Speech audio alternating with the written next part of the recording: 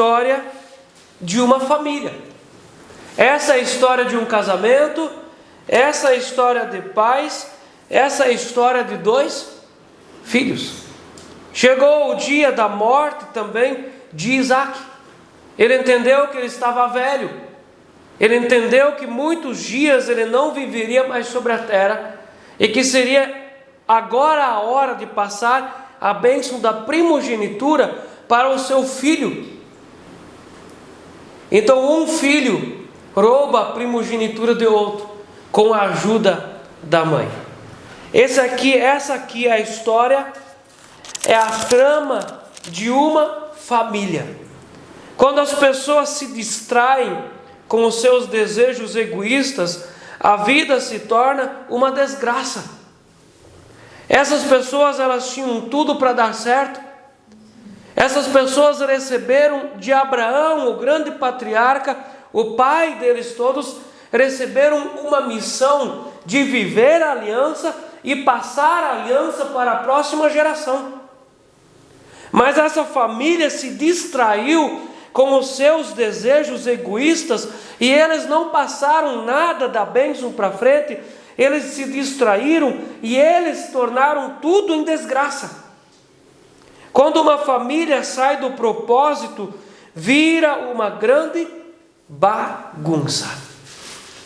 Essa família é uma família que retrata a organização ou uma família que olhamos para bagunça? Bagunça. E a gente sempre de novo diz, eles tinham tudo para dar certo. Eu creio que uma oração nossa deve ser: Senhor, ajuda-nos a terminar bem.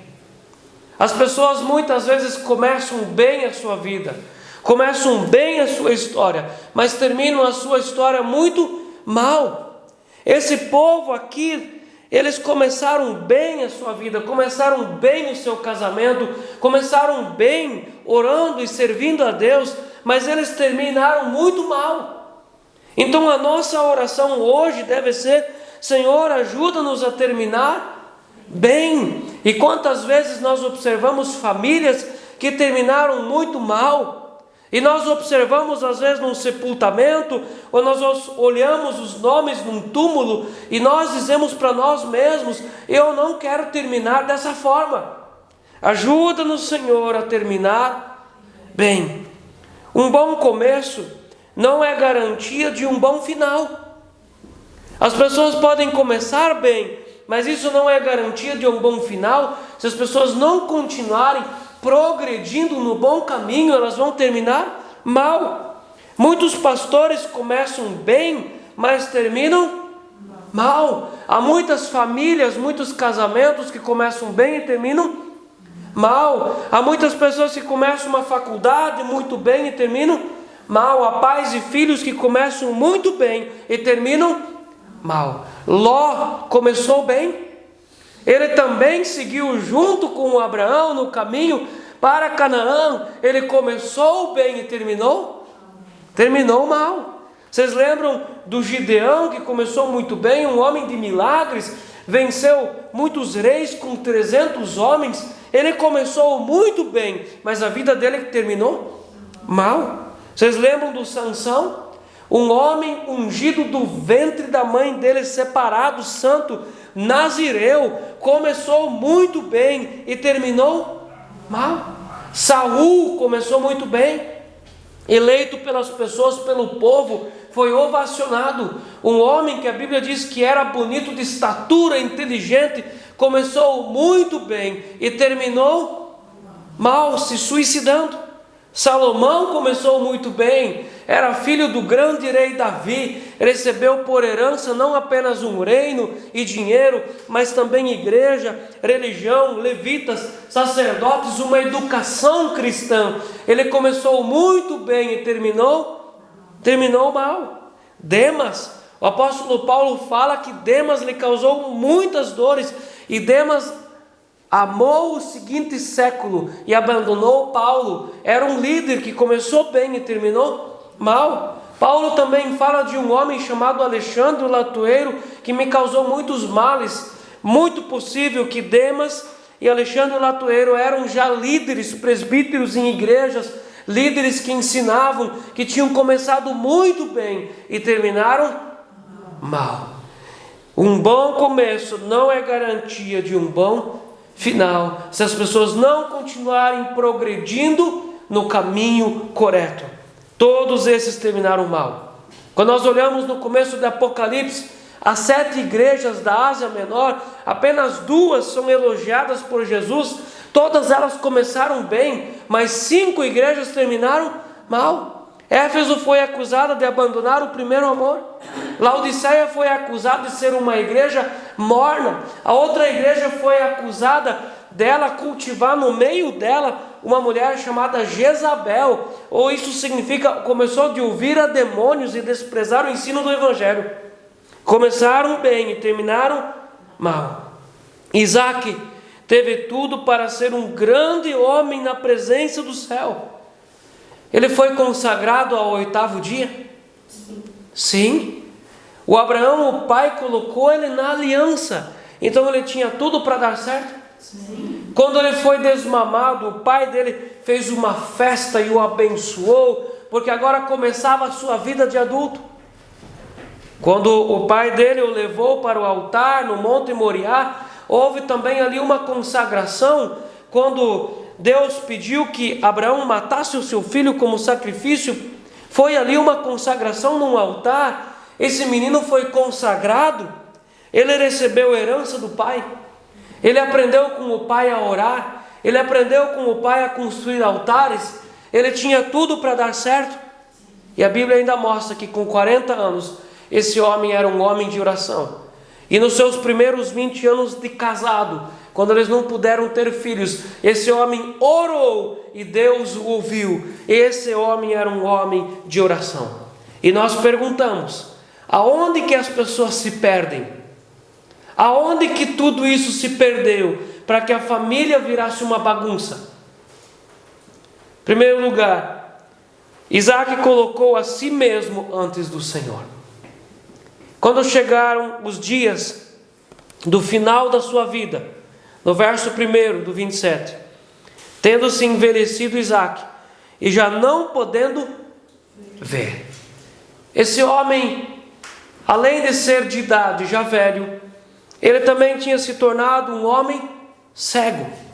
Mas não apenas um homem cego fisicamente, mas ele também se tornou um homem cego espiritualmente. E além dele ser cego, ele também era míope, enxergando as coisas não bem da forma como eram. Esse homem colocou a si mesmo antes de Deus. E a Bíblia diz no verso 2: disse-lhe o pai: estou velho e não sei o dia da minha morte. Agora, pois, toma as tuas armas, a tua aljava e o teu arco. Sai ao campo e apanha para mim alguma caça, e faze-me uma comida saborosa, que eu aprecio, e traze-me para que eu coma e te abençoe antes que eu morra. Então, uma forma, uma moeda de troca para receber a bênção do Pai era uma comida saborosa, fazer uma comida. O Abraão, antes dele morrer, quando ele entendeu que os seus dias sobre a terra já estavam contados, estavam encurtando, ele mandou Eliezer, o servo, para a terra onde ele tinha vindo, para buscar uma noiva para Isaac. Amém? Qual era a preocupação do Abraão? Manter a promessa da aliança. Ele estava preocupado com as coisas de Deus, ele estava preocupado com as coisas eternas, ele estava preocupado em passar adiante a aliança da promessa que ele recebeu de Deus. Então o pensamento de Abraão era carnal ou era eterno?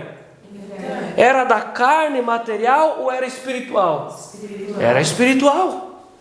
Agora nós olhamos para o filho do grande Abraão, o Isaac. Na hora que ele estava para ir embora desse mundo, estava sentindo o peso da idade, ele se preocupou em desfrutar uma boa refeição. Ele se preocupou com as coisas eternas ou com as coisas carnais? Ele se preocupou com a comida. Ele se preocupou em comer. Meus irmãos, aqui tinha um filho favorito? Tinha. Cada um dessa casa tinha um filho favorito. A Rebeca dizia: o Jacozinho é meu. E o Isaac dizia: o Esaú é meu filho favorito. Não importa o que eles fazem, não importa se eles fazem bagunça, não importa se eles se casam com mulheres pagãs, eu tenho meus filhos favoritos, e o Esaúzinho é o meu xodozinho. Então o meu filhinho querido vai ganhar a herança da primogenitura, não importa o que Deus falou, o importante é o que eu penso. Então Isaac se perdeu quando ele colocou os seus pensamentos acima dos pensamentos de Deus.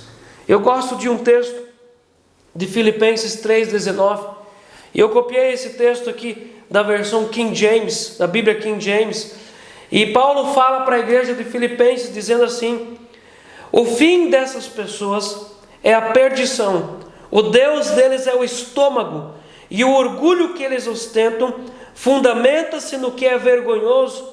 Eles se preocupam apenas com o que é terreno. A preocupação de Isaac não ia para a eternidade, mas ia apenas para o estômago, para as coisas terrenas e para o filhinho querido. Tem alguém que diz assim: o fim da vida revela os fins para os quais ela foi vivida. O fim da vida, como a pessoa morre, revela como e para quem ela viveu a sua vida. Um promotor de eventos, antes de morrer, no seu leito de morte, antes de expirar, ainda levantou a sua voz e perguntou: quanto deu a arrecadação de hoje? Ele viveu a sua vida para isso, e ele morreu nisso. Napoleão Bonaparte, um grande general da guerra, ele, antes de morrer no seu leito de morte, ainda gritou: exército, general, exército. Um grande ambientalista, naturalista, David Torel, diz: alce, cuidem dos alces, guardem e livram os índios para que eles não se percam. Talvez um naturalista brasileiro diria: cuida da Amazônia, não deixa o Pantanal queimar, antes de falecer. E nós vemos um contraste muito grande. Paulo, nos seus dias que antecederam a sua morte, levantou a sua voz e disse: completei a carreira, guardei a fé, a coroa que já está guardada. Jesus, antes de morrer, gritou para o Pai: está consumado, em tuas mãos entrego o meu espírito. Há uma diferença muito grande na vida do ímpio, na morte do ímpio, e entre a vida do crente e como ele vai morrer, e as suas últimas palavras. As últimas palavras de Isaac foram: eu quero comer, faz um cozido da caça, porque eu quero comer, eu ainda tenho fome. Ele se comporta como alguém que está no corredor da morte. Ele é dado a oportunidade de fazer uma última coisa, um último pedido, e ele diz assim: eu quero um hambúrguer antes de ir para a cadeira elétrica. Como é a nossa vida? Aonde Isaac se perdeu? Isaac se perdeu quando ele desobedeceu ao mandamento de Deus. Em Gênesis 25, Deus falava com essa casa, com esse casal. Em Gênesis 25, verso 23, verso 22 e 23, os filhos lutavam no ventre dela. Então diz: se é assim, porque vivo eu, consultou o Senhor. Respondeu-lhe o Senhor: 2 nações há no teu ventre, 2 povos nascidos de ti se dividirão. Um povo será mais forte que o outro, o mais velho servirá ao mais moço. Deus já deixou claro para Isaac, o pai, qual dos filhos receberia por herança a primogenitura. O mais novo. O mais velho não receberia a primogenitura. Deus tinha falado para Isaac que o mais novo receberia. Aonde Isaac se perdeu? Quando ele desobedeceu ao mandamento de Deus. Os homens podem se esquecer de Deus, mas Deus nunca se esquece daquilo que Ele falou. Podem passar muitos anos, mas aquilo que Deus tinha falado quando os meninos ainda estavam no ventre, ainda estava valendo e estava em pé. Olha o que aconteceu com Moisés. Moisés, ao invés de tocar a pedra e falar com a rocha, ele bateu. E Deus chamou ele para o lado. Logo depois disso, e falou assim: por causa disso você não vai entrar na terra prometida. Alguns anos se passaram, e assim como Deus falou, também aconteceu. Olha o Pedro, no final de João, em João 21, Jesus restaura o ministério de Pedro, e fica muito claro no texto que por causa que Pedro negou Jesus 3 vezes, naquele texto já se dizia: isso significa o tipo de morte que você vai morrer, que seria pela cruz, como Jesus. E Pedro morreu de cabeça para baixo. E assim como Jesus falou, assim também aconteceu. Jonas tentou fugir para mudar os planos de Deus. Ele conseguiu fugir? Sim. Não, porque ele não conseguiu mudar os planos de Deus. Ele até poderia fugir, mas ele não poderia mudar aquilo que Deus tinha dito acerca de Nínive. Aquilo que Deus fala, assim será. E Isaac pensou que Deus tivesse dado apenas um palpite. E Deus é Deus de palpites? Não. Deus é Deus de palavra. E quando Deus fala, assim também acontece. Deus tinha dito que a primogenitura seria do filho mais novo e não do mais velho. E não tem como discutir com Deus. Quando Isaac se perdeu, quando ele revela a grande loucura que tinha no coração dele. Olha, a primeira loucura que eu encontro nesse texto está no verso 5. Rebeca estava escutando enquanto Isaac falava com Esaú. Esse casamento tinha diálogo? Não. Esse casamento tinha conversa? Não. Quando Deus chama o Abraão, lá no capítulo 19, Deus fala para o Abraão que o Abraão deveria tratar a sua casa e ser responsável pelo casamento. Então essa mesma aliança passou para Isaac, certo? Quem deveria cuidar do casamento e buscar diálogo? O marido, o homem. Toda a Bíblia, desde o começo até o final, Jesus fala, e Paulo fala, e Pedro fala. Quem é responsável pela casa? O homem. O homem precisa ser o cabeça da casa. E esse homem revela a sua loucura quando ele demonstra que não há mais diálogo no casamento. Quando o diálogo morre no casamento, começam a bancarotar todas as outras relações de um homem e de uma mulher. Quando o diálogo é sepultado, logo depois também são sepultadas todas as outras coisas no casamento, inclusive a vida sexual. Quando uma vez um casal diz: nós não temos mais vida íntima, isso significa que há muito tempo o diálogo já foi colocado num túmulo e colocado uma pedra bem grande em cima. Quando o diálogo morre numa casa, todo o resto vai morrendo, inclusive a vida financeira, tudo vai morrer. O diálogo é o oxigênio de uma família. E há maridos que não conversam com a esposa. Há maridos que conversam com os amigos e com outras pessoas, mas não conversam com a esposa. Há mulheres, há esposas que conversam com as amigas e com as comadres, e com mãe e com pai, e não conversam num diálogo de alma para alma, de coração com coração, com o esposo. Há pais que não dialogam com os filhos. Isso é terrível. É melhor que aqueles filhos experimentem um aborto do que experimentam pais que não dialogam com eles. Isso é terrível, isso é uma dor terrível no coração de um filho. Pais que não dialogam com os filhos. O diálogo ele é exclusivo do ser humano. Nenhum outro animal das criaturas de Deus tem a autoridade de conversar. Então isso significa que o ser humano tem necessidade de dialogar para viver. E não só de pão viverá o homem, mas de toda a palavra que vem de Deus. E o homem, o ser humano, precisa de contato, precisa de diálogo. Por isso que a igreja, a Bíblia, insiste tanto em vida de mesa. O que é vida de mesa? É quando a família se senta ao redor de uma mesa para comer. Desliga aquela televisão na hora da refeição. Aquilo é uma droga, aquilo é uma desgraça. Aquilo é a boca do demônio dentro da vida das pessoas. Desligar esse celular, desligar o rádio, desligar tudo e sentar ali ao redor da mesa e fazer um almoço junto, uma janta junto, uma refeição junto. Tem coisa mais gostosa e mais linda do que a nossa família?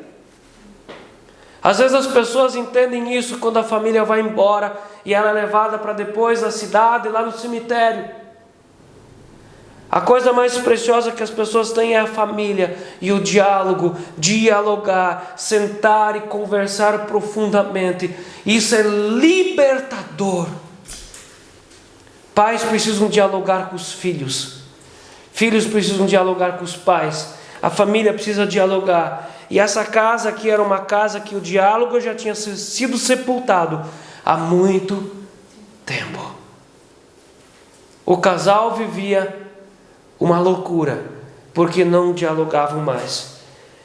Segunda loucura aqui, vocês percebem que quando o Abraão fez a circuncisão do Isaque, foi público?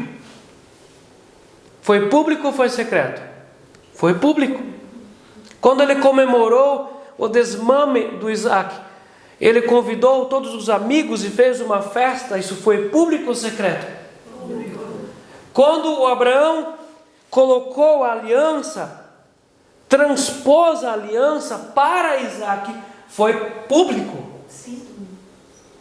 Agora o Isaque vai tentar fazer em secreto aquilo que deveria ser público.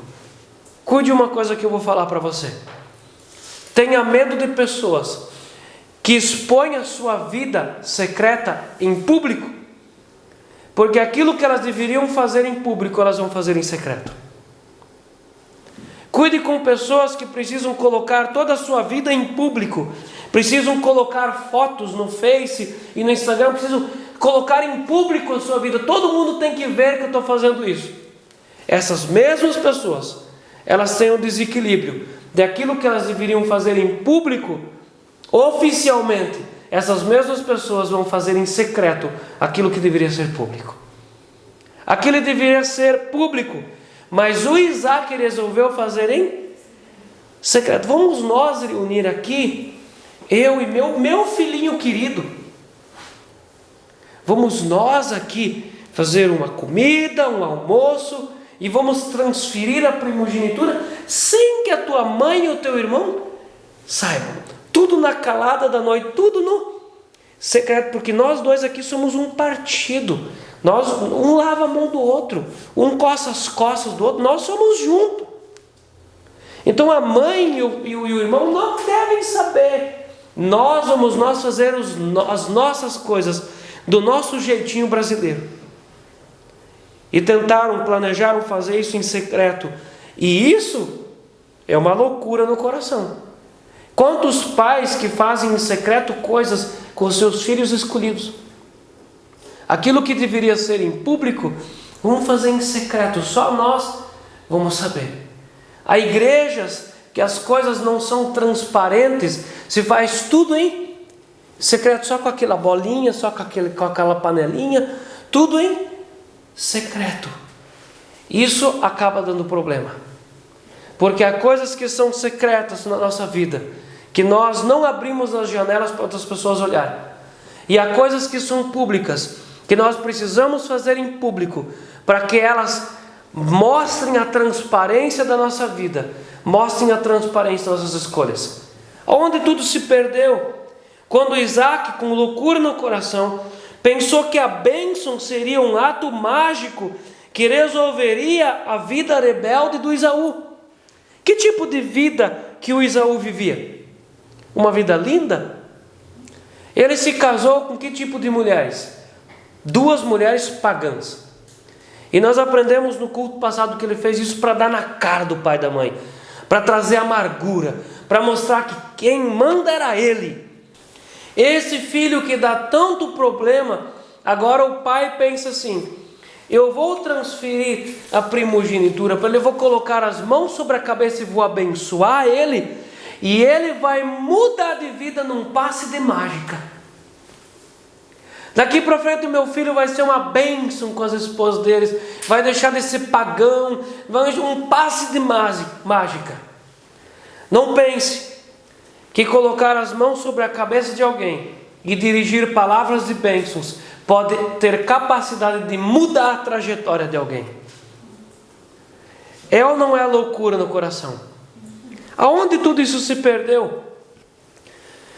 Isaac é uma grande demonstração de quando a velhice não é um sinal de sabedoria.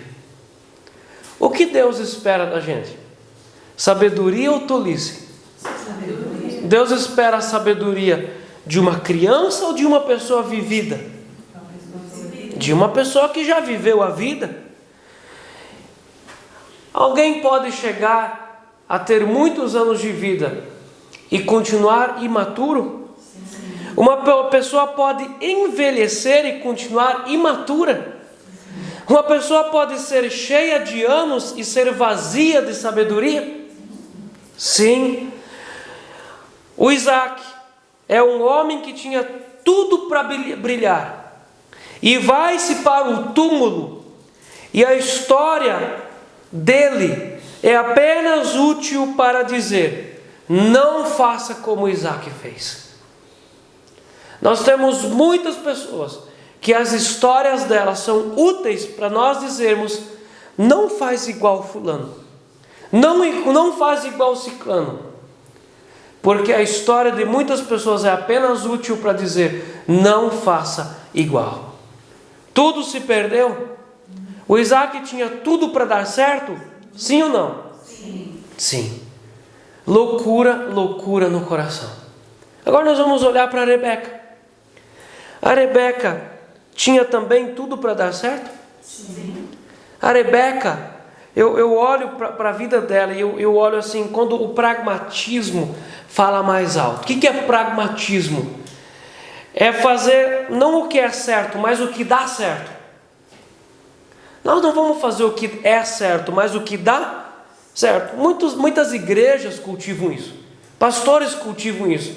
Pessoas cultivam esse tipo de coisa para plantar, para colher, para vender, para comprar, para se relacionar. O importante não é o que é certo, mas o que dá certo. É pragmatismo. Quando os fins justificam os meios. Isso é pragmatismo. Nós olhamos para o capítulo 25, o começo da vida da Rebeca. No 25, verso 22. Olha só. Nós vamos olhar e nós vamos ver aqui no verso 22 que a Rebeca era uma mulher que orava a Deus. Ela consultou ao Senhor. No verso 23 nós vamos ver que a Rebeca era uma mulher que ouvia a voz de Deus porque Deus lhe respondia. Podemos concluir que Rebeca era uma mulher de oração no começo do casamento? Agora vamos olhar no capítulo 24, verso 16, a juventude dela. Quando ela era uma moça jovem, no verso 16, ela é um padrão de pureza e de beleza. Verso 16, a moça era muito formosa de aparência e virgem. Então nós podemos começar a falar dessa moça, que ela também tinha tudo para dar certo. Ela era hospitaleira. No capítulo 24, verso 18, começa a demonstração de como ela recebeu o Eliezer e deu água para o servo de Abraão, deu água também para os camelos. No verso 18 até o verso 20 nós vamos ver essa história, uma mulher que trabalhava, que botava a mão nas coisas que trabalhava e não se movia pela preguiça, não comia o pão da preguiça. Uma mulher que trabalhava. No verso 25, temos palha e muito pasto e lugar para passar a noite. Uma mulher hospitaleira que tinha entendimento da casa dela. No verso 28, E a moça correu e contou aos da casa de sua mãe todas as coisas. Ela se mexia, ela era proativa, uma mulher que trabalhava, ela era rápida nas coisas. No capítulo 24, verso 58, chamaram, pois, a Rebeca e lhe perguntaram: queres ir com este homem? Ela respondeu: irei. Uma mulher que tinha capacidade de discernir as coisas para tomar decisões. Ela era corajosa. Qualquer moça iria junto com o servo de Abraão e sem conhecer o noivo, ela era corajosa, uma moça corajosa.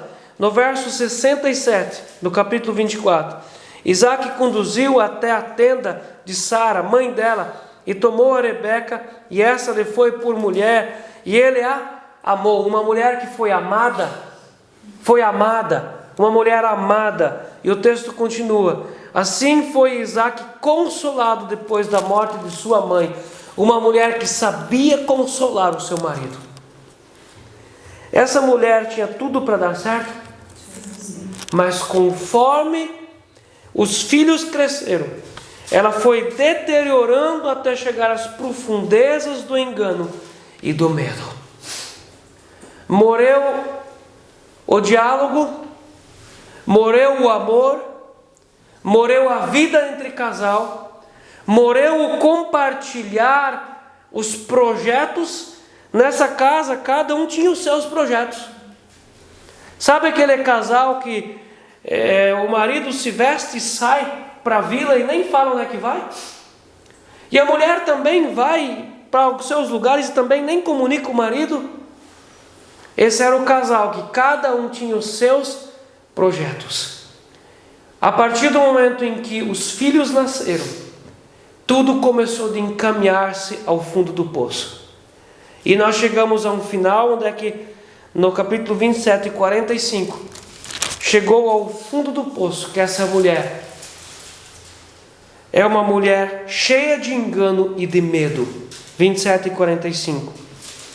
E cesse o seu rancor contra ti, e se esqueça do que lhe fizeste. Então providenciarei-te e farei regressar de lá, porque hei de eu perder os meus 2 filhos num só dia. Essa mulher começou, tudo podia dar certo, mas ela chegou num ponto que ela estava sozinha, sem marido, sem Esaú, e ela agora corria o risco do filhinho querido, o Jacó, perder a vida, e ela teria que sepultar o seu filho por causa de bagunça na casa. E esse filho teve que ir embora de casa. A Rebeca não tinha diálogo com o seu marido. No 27:5 de novo. Olha o que se instalou dentro dessa casa. Rebeca esteve escutando enquanto Isaac falava com Esaú, seu filho. O que é o correto?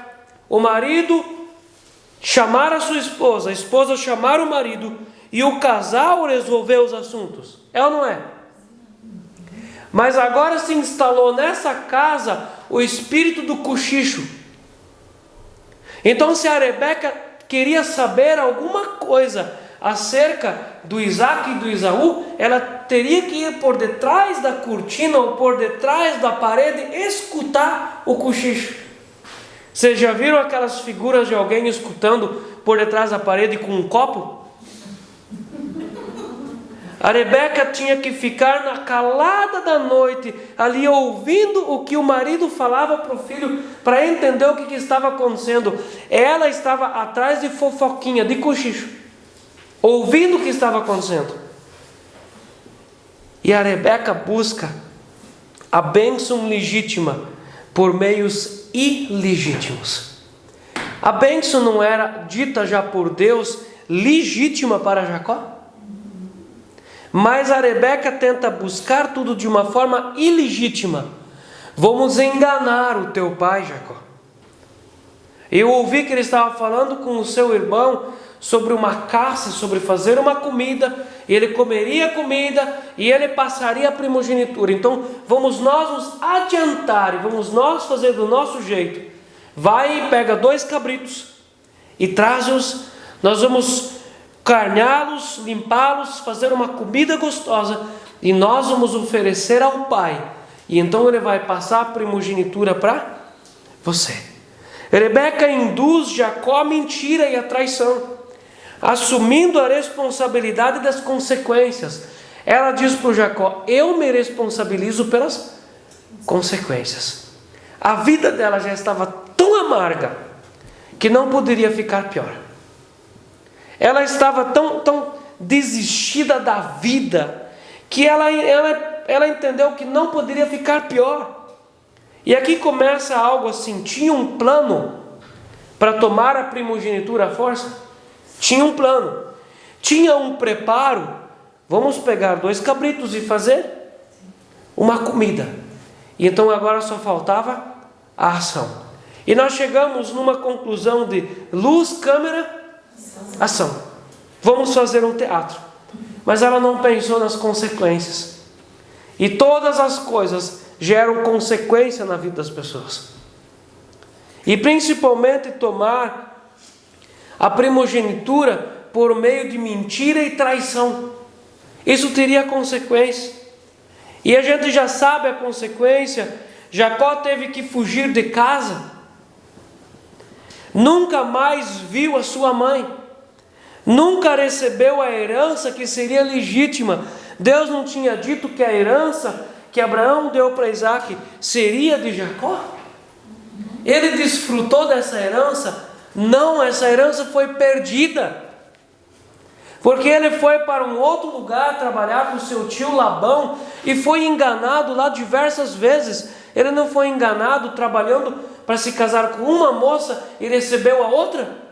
E a Bíblia diz que ali era feinha, era vesga, não era uma mulher bonita. Então o sogro empurrou gato por lebre, para que a sua filha feia também se casasse. Essa é a verdade. E ele enganou o pai e o irmão. Ele foi enganado pelo sogro. Por mais de 10 vezes o sogro lhe mudou o salário. Quem engana vai ser enganado. E ele foi enganado pelo fim, pelos próprios filhos.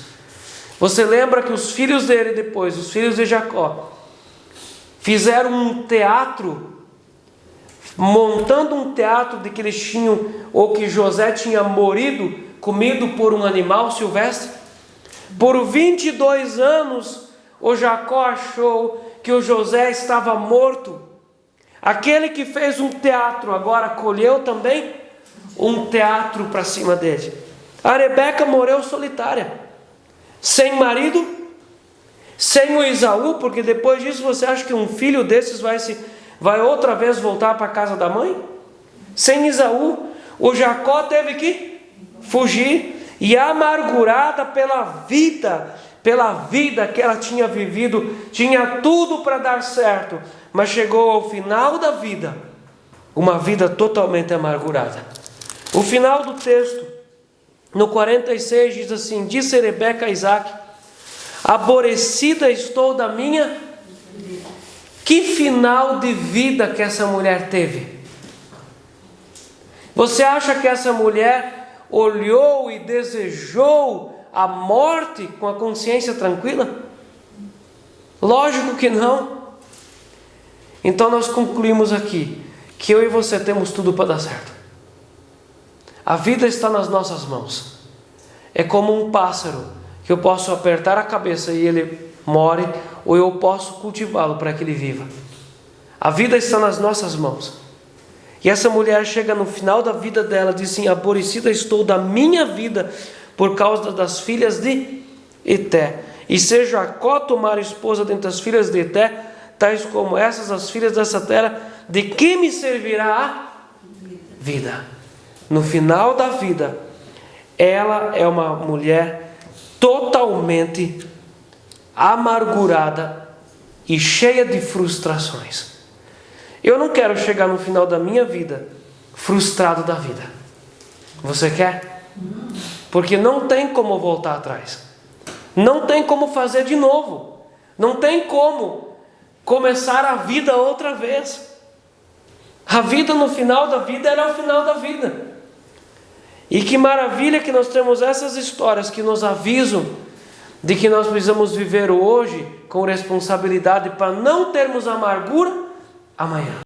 Nós vemos Isaac, nós olhamos para Rebeca, agora nós olhamos para Jacó. Então, as câmeras ou as cortinas se abrem.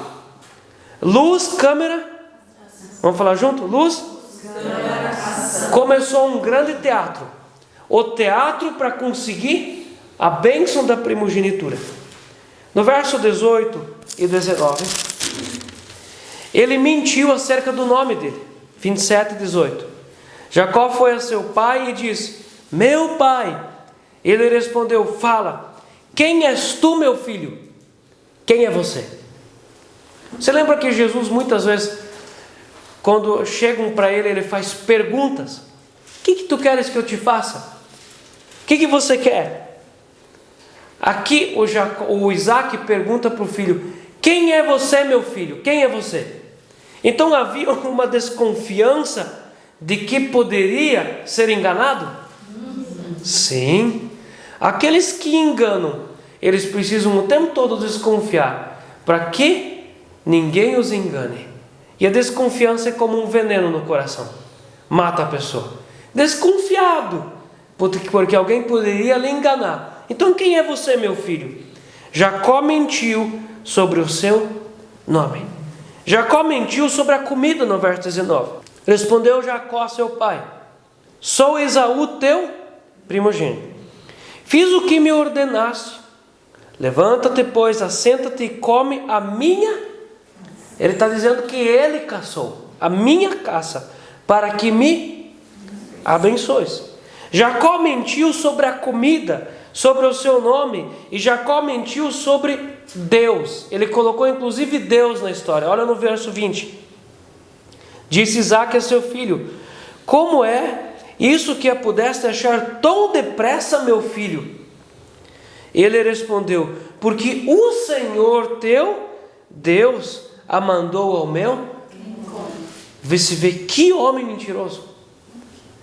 Essa casa é uma casa que não tinha diálogo e tinha mentira, tinha espírito de cochicho e tinha espírito de mentira.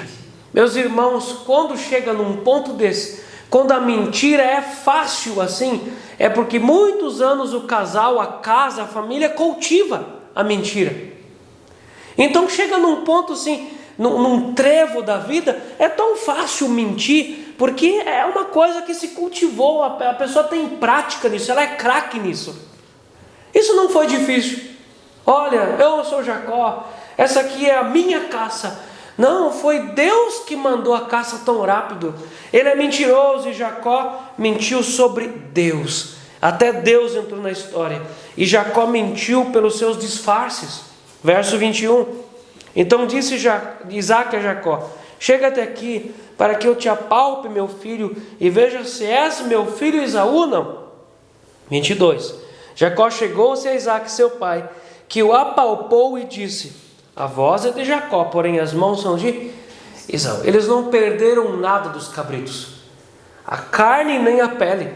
A pele eles colocaram sobre as mãos do Jacó, colocaram sobre o pescoço de Jacó, para que ele parecesse peludo como seu irmão Esaú. Eles não perderam nada. Ele enganou o seu pai pelo disfarce. Foi ou não foi um baita teatro? Um grande teatro. Jacó mentiu sobre a sua identidade. De novo, verso 24. Ele disse: és meu filho Esaú mesmo? E ele respondeu: eu sou, pai, olha. 25, então disse: chega isso para perto de mim, para que eu coma da caça de meu filho, para que eu te abençoo. Chegou-lhe e ele comeu. Trouxe-lhe também vinho e ele bebeu. Nós encontramos nessa casa falta de diálogo, espírito de cochicho, espírito de mentira e vida com bebida alcoólica.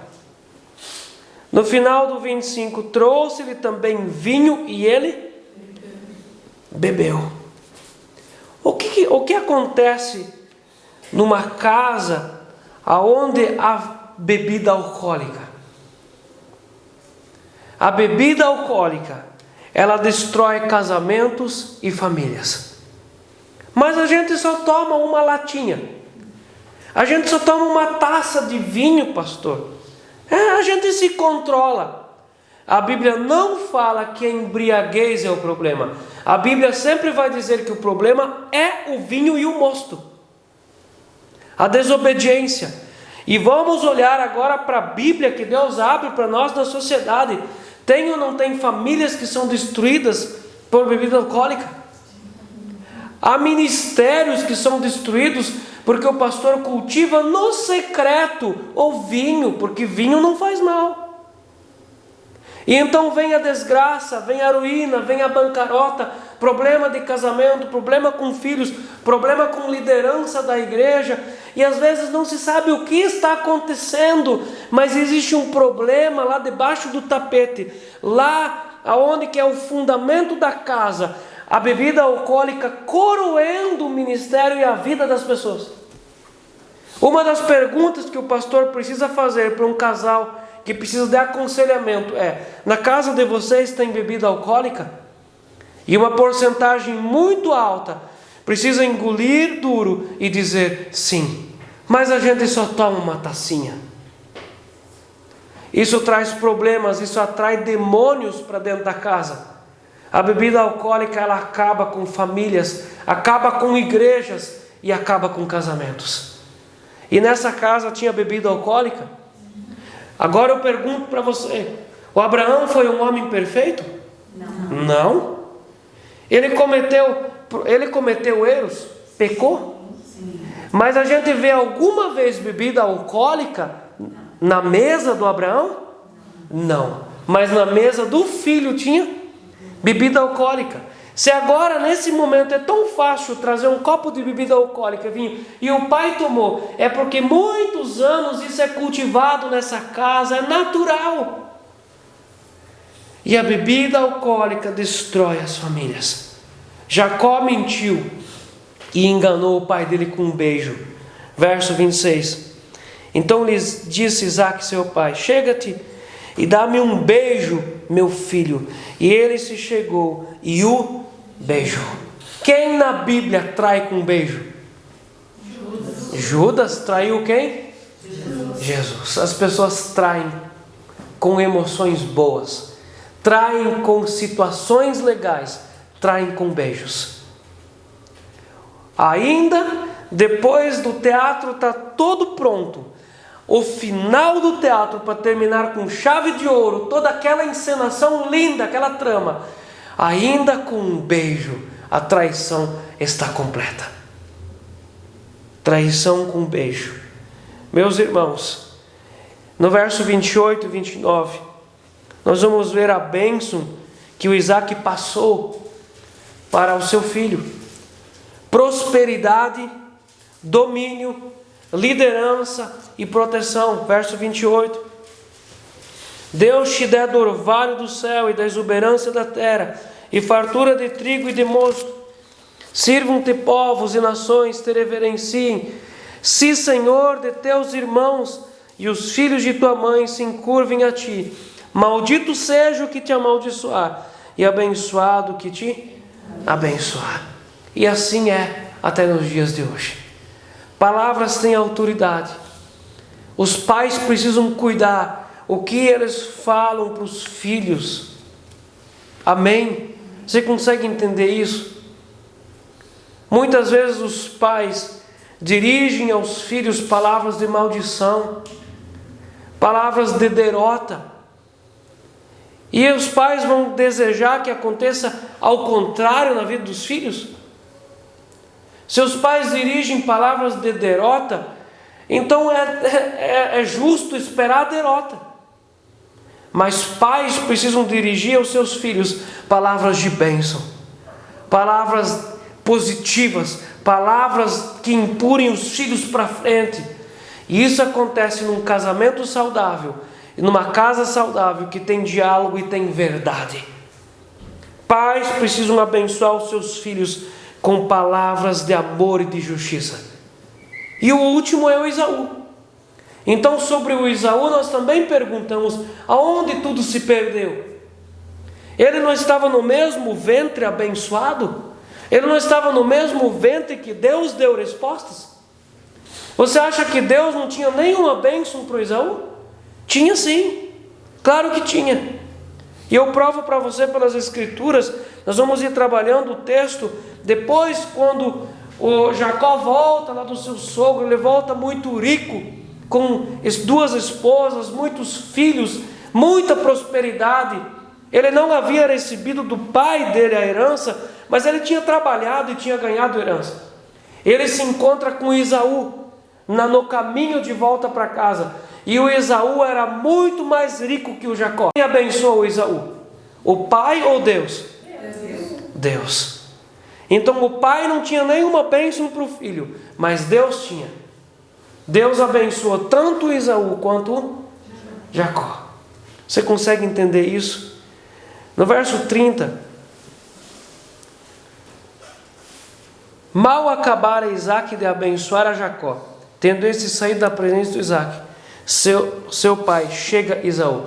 Você consegue entender que fecharam as cortinas do teatro e chegou o Esaú com a caça dele? Foi assim, um saiu do quarto e o outro chegou. Terminou um cochicho para o outro cochicho entrar. Foi muito rápido. E no verso 34, como ouvisse Esaú tais palavras de seu pai, bradou com profunda amargura. Ele disse: abençoa-me também a mim, meu pai. Amargura, amargura. Esaú pensou que ter vendido a primogenitura por um prato de lentilhas era algo que já tinha passado. As pessoas fazem coisas, tomam decisões, pensando que não é tão sério. As pessoas se casam achando que não é tão sério. As pessoas tomam decisões sérias e pensam: não, depois vai dar tudo certo. O Esaú vendeu a sua primogenitura e pensou que era uma grande brincadeira. E agora chegou o dia da conta.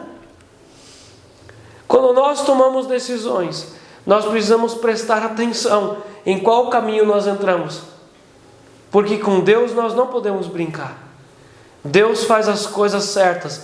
E Deus não só ouve quando você ora, mas Deus também ouve quando você faz planos.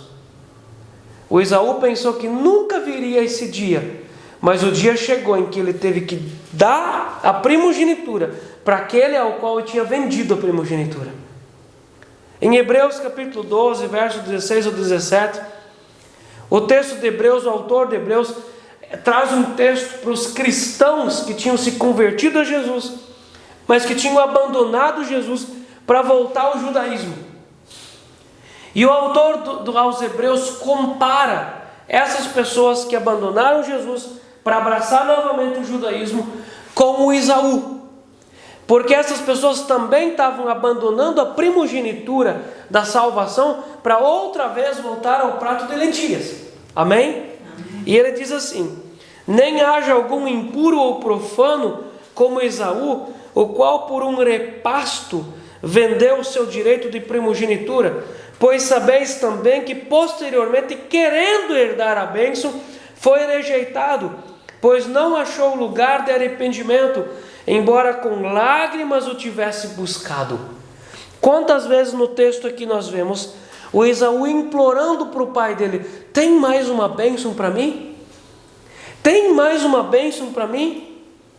As pessoas podem ficar muito ricas, mas se elas perdem a primogenitura, perdem a salvação, de nada adianta ficar chorando.